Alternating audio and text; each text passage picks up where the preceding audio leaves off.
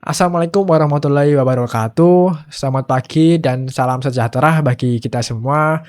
Yang terhormat Bapak Ferry Wibowo selaku dosen pengampu serta rekan-rekan mahasiswa yang kami banggakan. Selamat datang di video presentasi proyek akhir Sistem Informasi Manajemen. Pada kesempatan kali ini kami akan membedah secara mendalam hasil analisis dan desain sistem yang kami telah bangun dengan judul Sistem Informasi Penjualan dan Persediaan Barang pada Toko Rizky Depok. Proyek ini bukan sekedar tugas, melainkan sebuah upaya solusi digital untuk UMKM. Di balik perancangan sistem ini, terdapat tim solid yang terdiri dari Destal Gustiawana Putra, terus ada saya Muhammad Farenanda Wibowo, Bos Muhammad Amin, Dede Randy, Ido Satya, dan Adelia Adani. Mari kita mulai pembahasannya dari akar permasalahannya. Eh, Latar belakang dan urgensi masalah. Mengapa kami memilih toko di Depok? Toko ini adalah representasi UMKM yang memiliki volume transaksi harian cukup padat.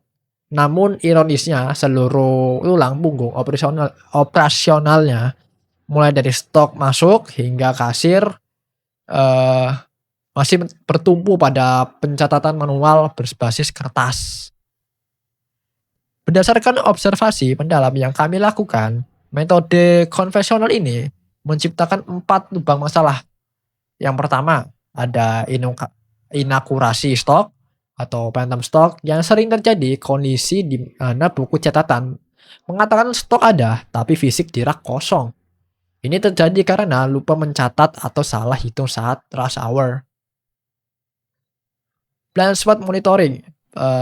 Pemilik usaha tidak bisa tahu omset hari ini sebelum toko tutup dan merangkup nota satu persatu.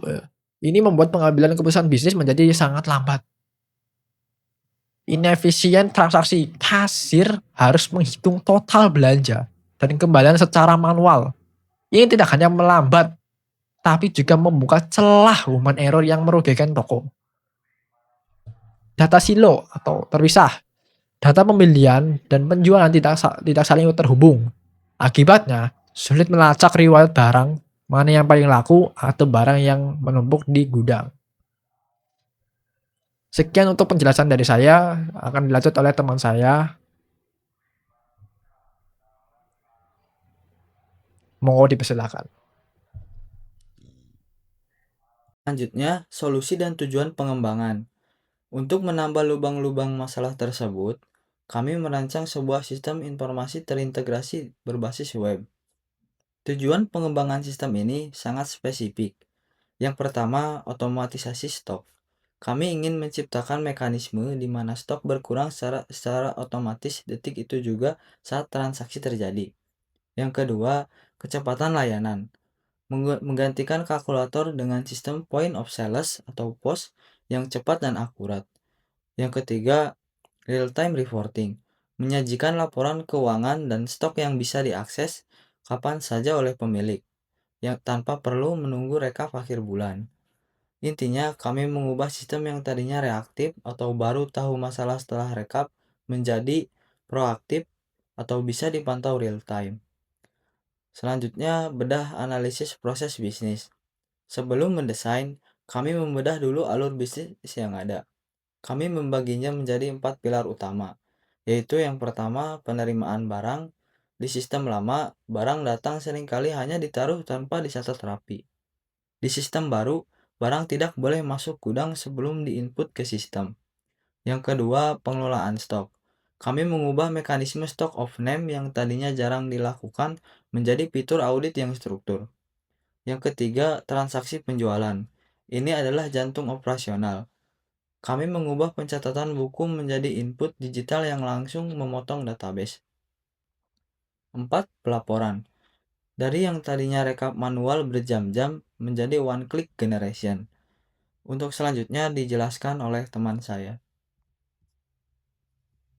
Selanjutnya, mari kita masuk ke kerangka teknis sistem ini. Agar sistem ini bisa berjalan optimal dan bukan sekedar jadi aplikasi pencatat biasa, kami menetapkan standar kebutuhan yang ketat, baik dari sisi fungsional maupun kualitas sistemnya itu sendiri. Pertama, dari segi kebutuhan fungsional atau functional requirement, ini adalah fitur-fitur wajib yang menjadi nyawa operasional toko. Secara teknis, sistem ini harus bisa memiliki kemampuan CRUD yang stabil untuk mengelola data master barang. Selain itu, sistem wajib mampu menangani transaction processing yang kompleks, mulai dari pencatatan restock barang masuk hingga transaksi penjualan di kasir. Poin kuncinya ada pada otomatisasi. Sistem harus bisa melakukan kalkulasi total harga dan pemotongan stok secara real-time tanpa intervensi manual, serta mampu mengkonversi data mentah transaksi menjadi analytical reporting atau laporan keuangan yang siap baca bagi pemilik usaha.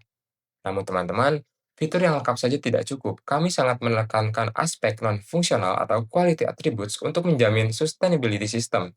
Ada dua pilar utama yang kami prioritaskan di sini.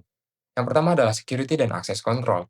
Karena sistem ini menangani data finansial sensitif, kami menerapkan konsep Role-Based Access Control atau RBAC. Kami membedakan secara tegas hak akses antara user karyawan dan user pemilik. Karyawan hanya diberi akses operasional terbatas dan tidak memiliki privilege untuk mengedit laporan atau menghapus riwayat transaksi. Ini vital untuk menjaga data integrity dan mencegah potensi fraud atau kecurangan internal. Pilar kedua adalah usability atau kemudahan penggunaan. Kami sadar bahwa end user atau pengguna terakhir sistem ini adalah karyawan toko yang mungkin memiliki tingkat literasi digital yang beragam. Oleh karena itu, kami merancang user interface atau UI yang intuitif dan clean. Dengan alur navigasi yang minim hambatan, tujuannya adalah untuk meminimalkan learning curve. Sehingga karyawan baru sekalipun bisa langsung paham cara menggunakan sistem ini hanya dalam sekali coba tanpa perlu latihan teknis yang rumit. Baik, selanjutnya saya akan menjelaskan slide berikutnya yaitu BPMN proses barang masuk. BPMN untuk proses barang masuk sendiri itu menggambarkan bagaimana alur penerimaan barang yang dimulai dari supplier hingga stok diperbaharui dalam sistem. Admin itu akan menginput detail barang. Di sini sistemnya bekerja di latar belakang. Jadi begitu admin menekan simpan, sistem akan mengeksekusi trigger untuk menambah jumlah stok di database barang. Tujuan BPMN ini adalah membuat proses lebih terstruktur dan meminimalisir resiko kesalahan input. Untuk alur diagramnya sendiri yaitu dimulai dari supplier yang mengirim barang, lalu admin akan menginput detail barang, selanjutnya stok akan bertambah, dan sistem akan mencatat transaksi barang. Setelah itu, laporan akan diperbaharui dan alurnya selesai. Selanjutnya yaitu PPMN proses barang keluar. PPMN proses barang keluar ini menunjukkan bagaimana penjualan dilakukan oleh kasir dan bagaimana sistem memvalidasi stok sebelum transaksi diproses. Di sini kami menamakan logika validasi melalui gateway berbentuk belah ketupat. Saat kasir memindai barang, sistem akan bertanya, apakah stok ada? Apabila stok masih ada, maka sistem akan mengizinkan transaksi, lalu menghitung total bayar, dan secara otomatis akan mengurangi stok, yaitu update inventory. Apabila stoknya 0 di database, maka sistem akan memblokir transaksi dan memunculkan peringatan. Ini krusial untuk mencegah stok minus. Seperti yang ada pada diagram, tahap proses barang keluar, kasir itu akan memilih barang yang akan dijual. Selanjutnya, sistem akan mengecek ketersediaan stok. Jika stoknya cukup, maka transaksi akan diproses. Lalu stok berkurang otomatis dan riwayat penjualan tersimpan di sistem. Apabila stoknya habis, maka transaksi tidak akan diproses. Yang terakhir ada BPMN proses stock of 6. PPMN Stock of 6 itu menggambarkan alur pengecekan fisik stok oleh admin dan bagaimana hasilnya dibandingkan dengan data sistem. Jadi admin itu akan menghitung fisik barang lalu input ke sistem. Sistem akan otomatis membandingkan stok komputer versus stok fisik. Jika ada selisih, sistem tidak akan membiarkan admin mengubah angka begitu saja. Jadi admin harus melakukan koreksi stok dan sistem akan mencatat tindakan itu ke dalam audit log. Ini fitur keamanan agar pemilik tahu jika ada karyawan yang memanipulasi stok. Untuk alur diagramnya sendiri yaitu dimulai dari admin menghitung stok fisik di rak, lalu hasilnya dicatat ke sistem, lalu sistem akan membandingkan stok fisik dan stok database. Jika ada selisih, maka akan dilakukan koreksi stok. Selanjutnya, sistem akan mencatat koreksi ke audit log. Sekian, selanjutnya akan dilanjutkan oleh teman saya. Selanjutnya ada use case diagram. Use case diagram memberikan gambaran hubungan antara aktor dan fitur sistem. PPMN digunakan sebelumnya untuk melihat alur detailing proses, sedangkan use case diagram digunakan untuk menunjukkan siapa pelakunya dan apa yang dia lakukan. Dua aktor utama dalam use case diagram ini adalah pemilik dan juga karyawan. Masing-masing memiliki hak akses sesuai kebutuhan. Jadi seperti karyawan, dia melakukan login dan melakukan input kepada sistem, sehingga sistem dapat melakukan processing dan memberikan output kepada karyawan dan pemiliknya sesuai kebutuhannya. Selanjutnya ada aliran data dalam diagram konteks. Diagram konteks menggambarkan hubungan tingkat tinggi antara sistem, karyawan, dan pemilik.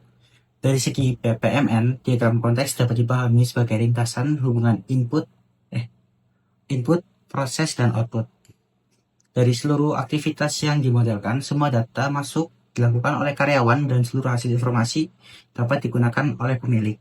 Contoh seperti di gambar, yaitu karyawan melakukan input berupa input data barang, data supplier, data barang masuk, dan transaksi penjualan. Lalu sistem informasi toko itu memproses data tersebut sehingga mendapatkan output berupa hasil transaksi, hasil informasi stok, lalu juga ada informasi total penjualannya. Lalu sistem juga memberikan output kepada pemilik usaha seperti laporan penjualan dan laporan stok. Selanjutnya ada DFD level 0. DFD level 0 ini menggambarkan proses inti yang berjalan di dalam sistem informasi toko Rizky Depok. Setiap proses terhubung dengan aktor serta data yang dikelola, sehingga alur bisnis dapat terlihat secara menyeluruh. Diagram ini menunjukkan bagaimana data mengalir dari satu proses ke proses lainnya untuk memastikan operasionalnya berjalan secara efisien. Pada level ini, fokus utama adalah pemetaan aktivitas besar tanpa detailing langkah kecil, sehingga mudah dipahami oleh pemilik maupun oleh pengembang sistem. Ada beberapa proses di dalam DFD level 0 ini. Yang pertama ada pengelolaan data barang, pencatatan barang masuk, transaksi penjualan, dan pembuat laporan. Adapun pihak yang terlibat yaitu ada karyawan, supplier, pelanggan, dan pemilik usaha. Selanjutnya mari kita lakukan zoom in ke lapisan yang lebih teknis melalui data flow diagram. DFD level 1 di slide 14. Jika level 0 tadi adalah pandangan helikopter view, maka di level 1 ini kami melakukan dekomposisi proses untuk memperlihatkan bagaimana data diproses secara internal dan di dalam setiap subsistem.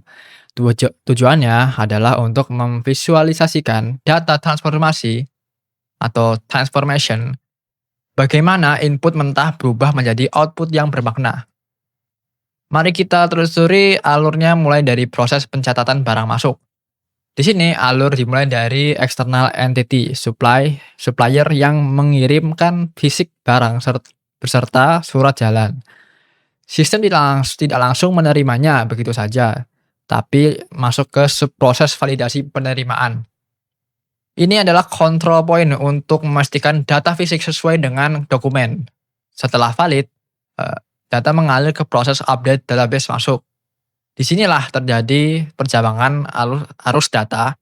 Satu arus data disimpan ke data store D3, riwayat masuk, sebagai log history. Dan satu arus lagi men-trigger pembaruan stok ke data store D1 atau data barang. Jadi, sinkronisasi stok terjadi secara otomatis di backend. Kemudian kita masuk ke inti operasional, yaitu proses transaksi penjualan. Proses ini kami pecah menjadi 2 sub-proses kritis yang untuk menjaga akurasi.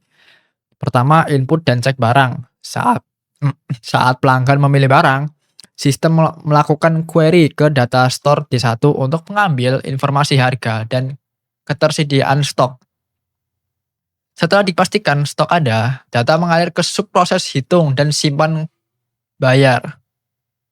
Di sini, sistem melakukan kalkulasi aritmatika untuk total harga, lalu menyimpan detail transaksi tersebut ke data store D2 atau data transaksi. Secara simultan, proses ini juga mengirimkan instruksi update untuk mengurangi kuantitas stok di D1. Terakhir, proses pembuatan laporan. Proses ini bersifat data retrieval, artinya tidak menciptakan data baru, melainkan menarik data yang sudah ada. Subproses rekap laporan stok dan rekap laporan penjualan akan melakukan fetching atau pengambilan data dari ketiga data store, D1, D2, dan D3. Data mentah tersebut kemudian diagregate dan dikompilasi menjadi informasi laporan keuangan dan stok yang mengalir keluar menuju eksternal entiti pemilik usaha. Dengan alur data yang terstruktur seperti ini, kami menjamin adalah traceability atau jejak data yang jelas dari hulu ke hilir. Terima kasih. Sekarang, mari kita bedah jantung atau backbone dari sistem ini, yaitu desain basis data. Teman-teman bisa lihat, struktur ini kami rancang menggunakan prinsip normalisasi yang ketat atau 3NF. Tujuannya simple, yaitu untuk mencegah duplikasi data dan menjaga data integrity atau keutuhan data agar sistem tetap ringan. Mungkin ada yang bertanya, kenapa tidak ada tabel pembeli atau pelanggan? Nah, ini adalah keputusan desain yang kami ambil berdasarkan karakteristik bisnis toko Rizky.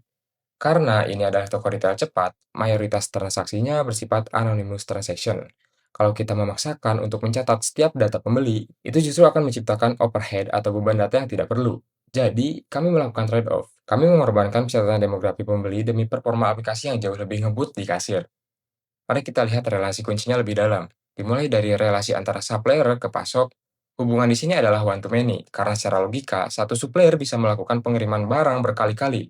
Di sini, kami memisahkan secara tegas antara master data pada tabel supplier dan transaksi data pada tabel pasok. Di tabel pasok, kami cukup memanggil ID supplier sebagai foreign key.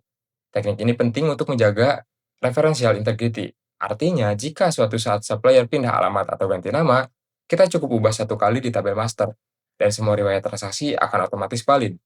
Ini membuat database kami jauh lebih rapi dan scalable untuk jangka panjang. Selanjutnya, dan ini adalah yang paling krusial, adalah relasi transaksi ke detail transaksi. Kami menggunakan konsep header detail structure. Kenapa tabelnya harus dipisah? Bayangkan satu truk belanja, isinya kan bisa multi-item, misalnya beli Indomie, telur, dan minyak sekaligus.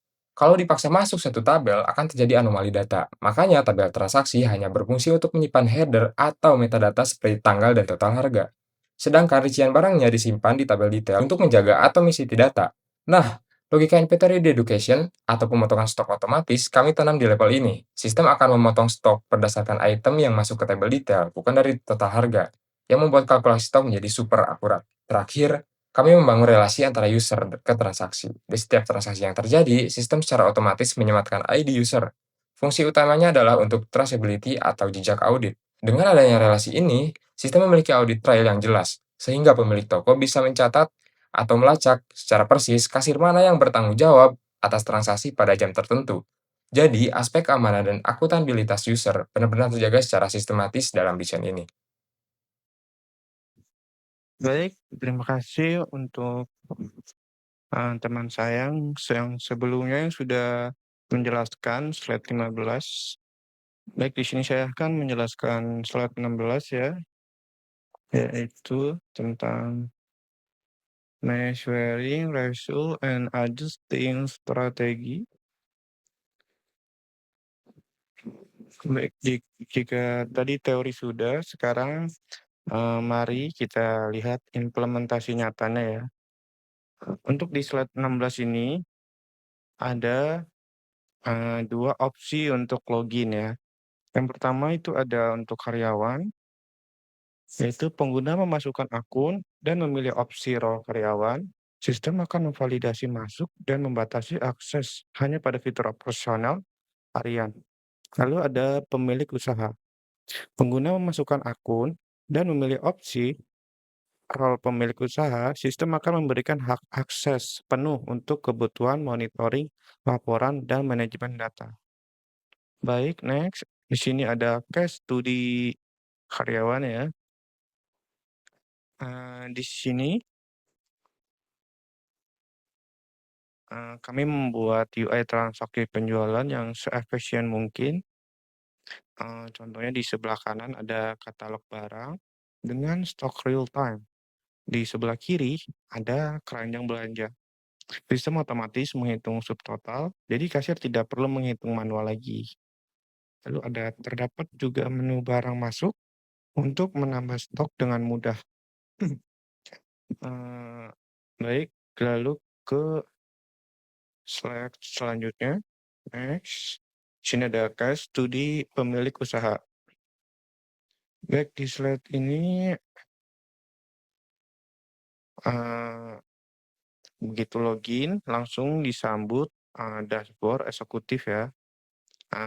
Di sini ada grafik penjualan dan kartu informasi total pendapatan hari ini. Pemilik bisa langsung tahu performa toko dalam sekilas pandang. Lalu ada fitur laporan, memungkinkan pemilik memfilter data per tanggal. Contohnya laporan dari tanggal 1 sampai 30 November. Lalu mengekspornya ke Excel untuk keperluan audit atau laporan pajak. Oke, sebagai penutup, sistem informasi toko Rizky Depok ini bukan hanya sekedar pengganti buku tulis. Ini adalah alat transformasi bisnis. Dengan sistem ini, kami berhasil mengubah proses yang tadinya manual, rawan salah, dan lambat menjadi sebuah ekosistem yang akurat, yaitu stok terupdate otomatis.